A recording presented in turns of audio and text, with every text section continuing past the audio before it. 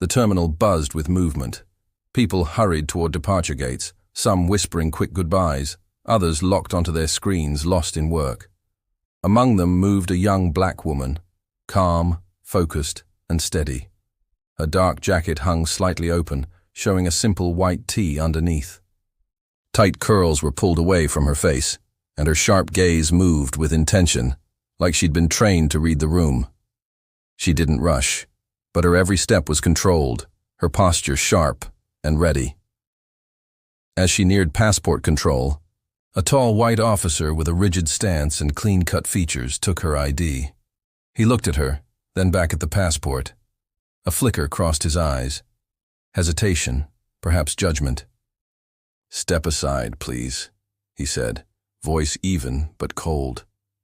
She exhaled softly, not surprised, and shifted to the side. This wasn't new to her. It had happened too many times before. Inside the secondary inspection room, the lights were dim, a metal table in the center, a quiet camera perched in one corner. A second officer, younger, blonde, stepped in with her passport. "Your name is Maya Carter?" He flipped through the pages, expecting something. "Yes." "Where are you flying from?" "Senegal." "And the reason for your trip?" She brushed her fingertips along the cold tabletop. "Holiday." The two officers shared a look, brief but telling. She noticed it. She noticed everything. The subtle shift in stance, the tightening jaw, the unspoken doubt. "Are you in possession of illegal items?" the blonde one asked. She tilted her head slightly. "No." "Do you mind if we check your luggage?" She motioned to her bags. "Go ahead." The first officer opened her suitcase. Clothes, hygiene products, a paperback, a few souvenirs. Then his hand paused. A small black case, tucked neatly between layers. He lifted it slowly, placed it on the table. "And this?" She didn't speak immediately. Her jaw tensed for a second, but her eyes stayed steady. Personal effects. He glanced at his colleague, then unclasped the box. Inside, a dismantled firearm, a government badge, and a folded document. The badge caught the light. United States Intelligence Division. Special Agent Maya Carter. Silence. Tension filled the room. The older officer's hands trembled as he set the box down like it might explode. She folded her arms. "Is something wrong?" The younger one cleared his throat. "Your government?" She shut the case with a quiet click. "Formerly." "Why do you still have credentials?" the first officer asked, softer now. She slid the paper toward him. "That's something to ask Central Command. I still hold national clearance. It's legal for me to carry that." He read the document, his lips pressed tight. It wasn't just clearance. It was a sealed order of exemption. Whatever she had done, in the past, it was far beyond routine duty. "You should have declared the weapon," the young officer muttered, though the edge in his voice was gone. He wasn't in charge anymore.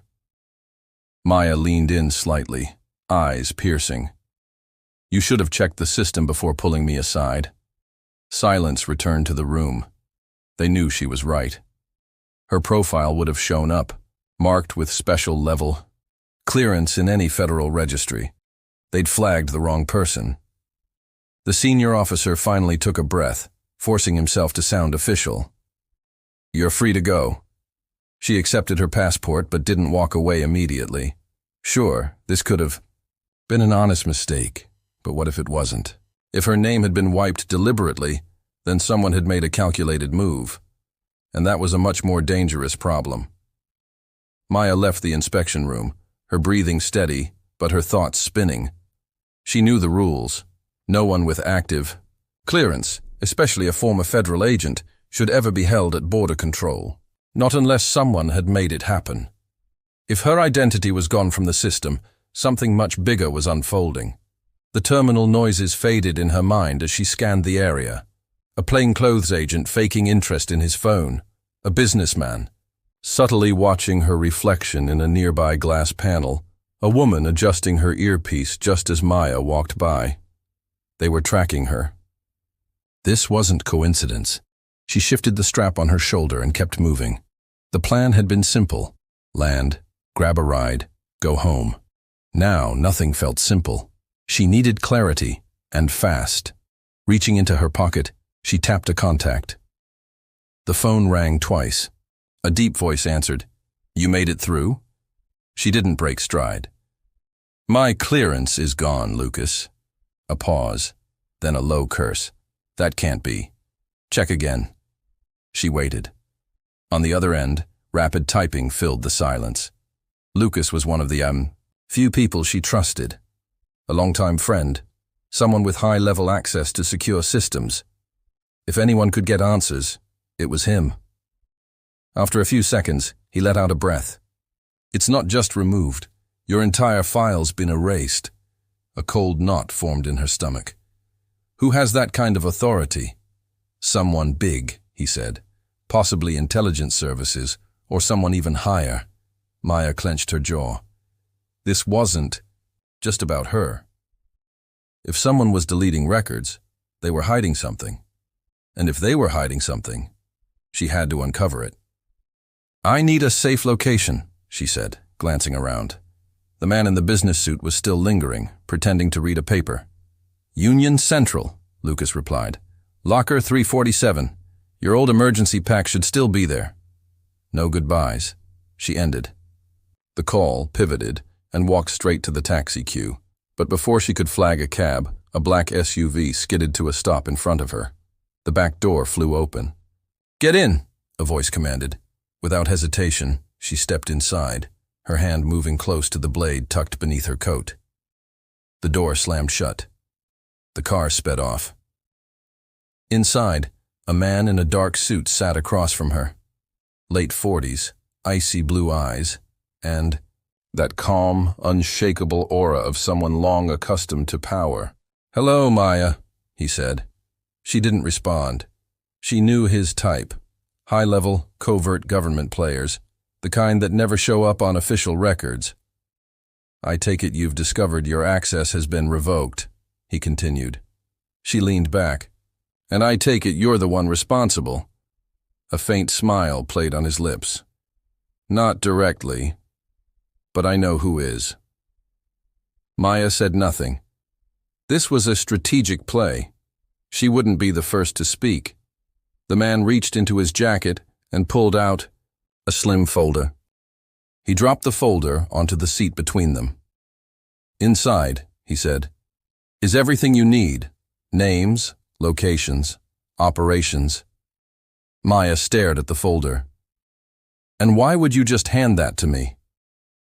"Because," he leaned in, "they didn't just erase you from federal records. They've marked you for termination." A slow, heated pulse built in her chest. Not fear, fury.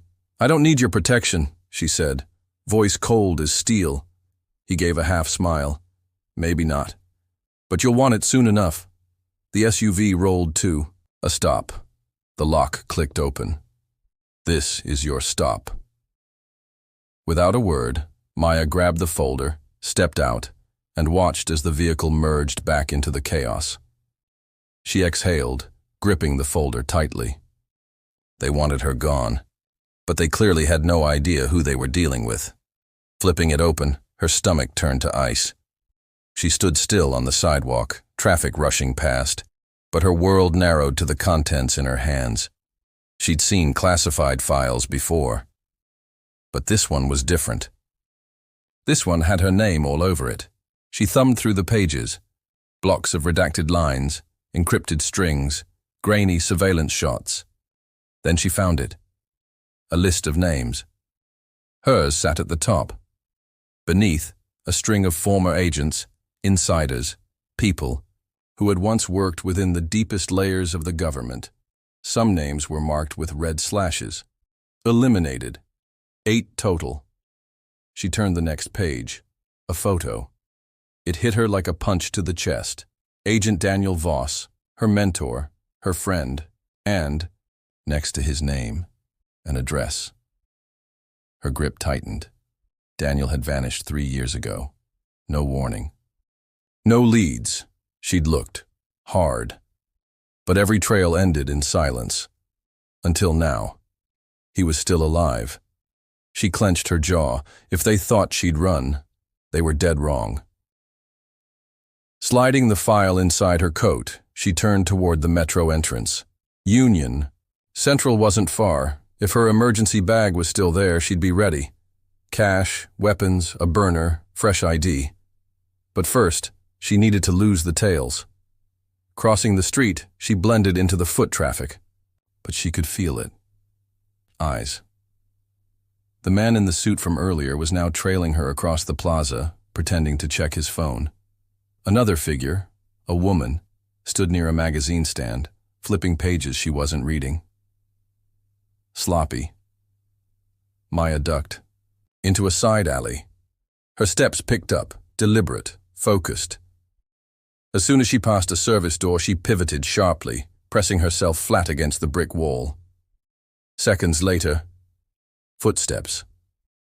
The man turned the corner too late. She grabbed him by the collar, dragged him into the shadows, slammed him into the wall, a knee to the ribs, a hand to the throat. "Who sent you?" she growled. I don't know," he gasped. "Wrong answer." She pressed harder. His face reddened. He tapped frantically on her arm. Okay. They're monitoring you. We don't get names, just instructions. Watch and report." "How many?" "4 of us. That's all, I swear." She studied him. Then, in one fluid move, drove her elbow into the side of his head. He dropped, out cold. 3 more to go.